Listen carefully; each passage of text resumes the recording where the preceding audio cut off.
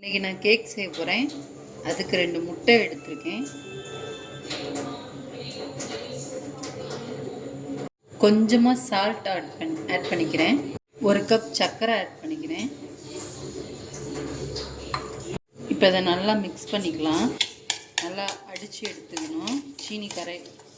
சர்க்கரை கரைகிற அளவுக்கு நல்லா இந்த மாதிரி அடித்து எடுத்துக்கலாம். நீங்கள் சர்க்கரையை மிக்சியில் அடித்து கூட பொடி பண்ணி போட்டுக்கோங்க. 1/2 டம்ளர் எண்ணெய் ஊற்றிக்கிறேன். நம்ம சமையலுக்கு யூஸ் பண்ணுற சன்ஃப்ளவர் ஆயிலே யூஸ் பண்ணிக்கலாம். இதையும் போட்டு நல்லா அந்த மாதிரி மிக்ஸ் பண்ணிக்கலாம். நீங்கள் எண்ணெய்க்கு பதிலாக பட்டர் இல்லைன்னா நெய் கூட நீங்கள் ஆட் பண்ணிக்கலாம்.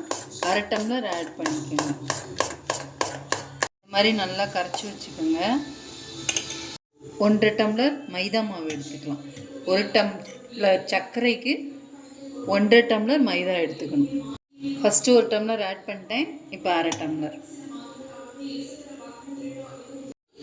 1 ஸ்பூன் பேக்கிங் பவுடர்,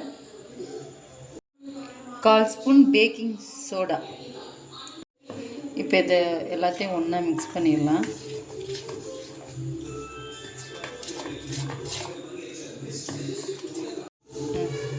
கொஞ்சமாக வெனிலா எசன்ஸ், கொஞ்சமாக, அவ்வளோ போதும். இப்போ இது கெட்டியாக இருக்குது. இது இன்னும் கொஞ்சம் தண்ணியாக்கிறதுக்காக பால் ஆட் பண்ணிக்கணும். நீங்கள் காய்ச்சாத பால் கூட ஆட் பண்ணிக்கலாம். கொஞ்சம் கொஞ்சமாக ஆட் பண்ணுங்கள். நான் 1/2 டம்ளர் தான் எடுத்தேன். இப்போ அதை ஃபஸ்ட்டு மிக்ஸ் பண்ணிக்கிறேன் 1/2 டம்ளரை. அப்புறம் பார்த்துக்கிட்டு நம்ம இன்னும் கொஞ்சம் ஆட் பண்ணிக்கலாம். நான் 1/2 டம்ளர் பால் எடுத்தேன். அதில் ஆட் பண்ணிட்டு மீதி பால் கொஞ்சம் இருக்குது பாருங்கள். இது கரெக்டாக இருக்கும். அதனால் பால் ஊற்றையில் கொஞ்சம் பார்த்து ஊற்றுங்க.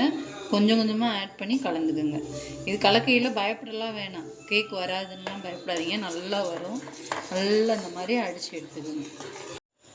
இந்த மாதிரி கலந்து வச்சுக்கோங்க. எல்லாத்தையும் நல்லா மிக்ஸ் பண்ணி இந்த மாதிரி வச்சுக்கோங்க. ரொம்பவும் தண்ணி ஆக்கிடாதீங்க. ரொம்ப கெட்டியாகவும் இல்லாமல் பார்த்துக்கோங்க.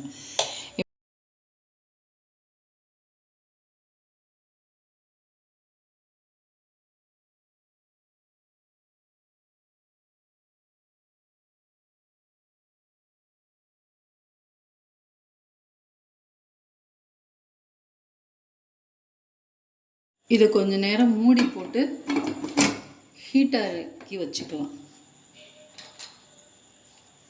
இன்னைக்கு இதில் தான் கேக் செய்ய போகிறேன். இதில் கொஞ்சமாக நெய் தடவிருக்கேன். இந்த மாதிரி கேக் நம்ம ஊற்றையில் இதோட அரை அளவு இருக்கிற மாதிரி பார்த்துக்கணும். நம்ம எந்த பாக்ஸில் ஊற்றுறோமோ அதில் வந்து அரை அளவு இருக்கணும். ஃபுல்லாகவோ முக்காவோ வந்துருச்சுன்னா கேக் பொங்கி மேலே வந்துடும். அரை இது ஊற்றி வச்சா தான் அளவு கரெக்டாக வரும். நான் ஃபுல்லாக தடவிட்டேன். லைட்டாக மைதா மாவை இந்த மாதிரி ஸ்ப்ரெட் பண்ணிக்கிறேன்.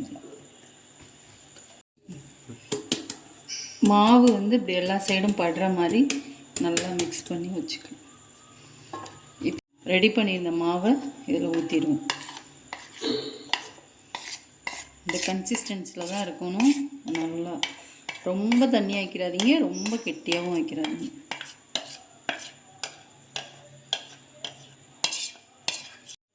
இப்போ இதை உள்ளே வச்சிடலாம். உள்ளே வச்சுட்டு ஒரு 30 மினிட்ஸ், கரெக்டாக 30 மினிட்ஸ் ஆகும். நல்லா மூடி போட்டாச்சு. மேலே விசில் வைக்க வேண்டாம். நல்லா ஃபுல் சிம்மில் வச்சு ஒரு 30 to 35 மினிட்ஸ், 30 நிமிஷத்துலேருந்து 35 நிமிஷம் கரெக்டாக எடுக்கும்.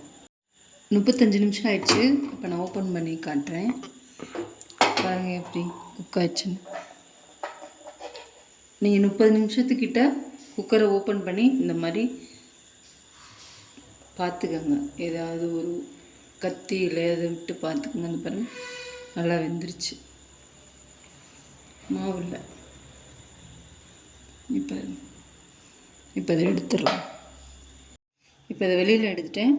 ஒரு 15 நிமிஷம் இதை அப்படியே ஆறட்டும். ஆறுனதுக்கப்புறம் நான் உங்களுக்கு வெளியில் எடுத்து காட்டுறேன். இப்போ நான் எடுத்து காட்டுறேன் பாருங்கள். லைட்டாக இதை எடுத்து விட்டுட்டு பாருங்கள் நல்லா எப்படி இருக்குன்னு. அப்படியே திருப்பி நல்லா வந்திருக்கு. இப்போ நான் உங்களுக்கு கட் பண்ணி காட்டுறேன். பாருங்கள் எந்த அளவுக்கு நல்லா சாஃப்டாக வந்திருக்குன்னு பாருங்கள். நல்லா சாஃப்டாக வந்திருக்கு. இப்போ நான் கட் பண்ணி காட்டுறேன்.